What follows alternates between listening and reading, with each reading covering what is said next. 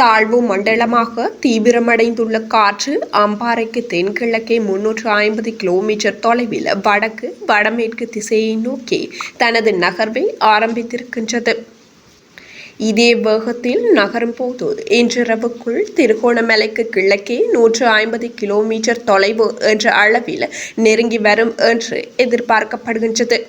இதனால் கிழக்கில் தற்போது பரவலாக கனமழை பெய்ய தொடங்கியுள்ள நிலையில் வடக்கிலும் அடுத்து வரும் 36 மணி நேரங்களில் எந்நேரமும் வெள்ளப்பெருக்கை ஏற்படுத்தக்கூடிய மழை வீழ்ச்சி பதிவாகக்கூடும் என எதிர்வு கூறப்படுகின்றது. மேலும் தற்போது ஆறுகளின் நீர்மட்டம் அதிகரித்துள்ள நிலையில் வளையரவு பாலம் முற்றாக நீரில் மூழ்கியுள்ளதுடன் குறித்த வீதியூடான போக்குவரத்து தடைப்பட்டுள்ளதாக தெரிவிக்கப்பட்டுள்ளது. இதேவேளை மட்டக்களப்பில் தொடர்ச்சியாக பெய்து வரும் கனமழை காரணமாக வீதிகளில் நீர் தேங்கி நிற்பதுடன் வீடுகளிலும் வெள்ளம் ஏற்பட்டுள்ளதை அவதானிக்க முடிந்துள்ளது.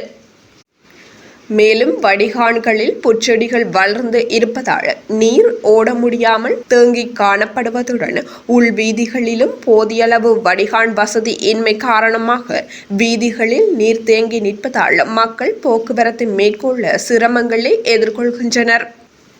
இதேவேளை மட்டக்களப்பு மாங்கேணி பகுதியில் நேற்று திங்கட்கிழமை மாலை 6:30 மணி தொடக்கம் 7 மணி வரையான நேரத்தில் மினி சூறாவளி ஏற்பட்டுள்ளது. இதன்போது அப்பகுதியில் 9க்கும் மேற்பட்ட வீடுகள் பகுதியளவில் சேதமடைந்துள்ளதுடன் தேவாலயம் ஒன்று கூரைகள் இடிந்து விழுந்து பாரிய அளவில் சேதமடைந்துள்ளது. மேலும் போரதீவு வெள்ளாவளி பிரதான வீதியும் நீரில் மூழ்கியுள்ளதால் மக்கள் மிகுந்த சிரமத்துடன் பயணிக்கின்றமை குறிப்பிடத்தக்கது.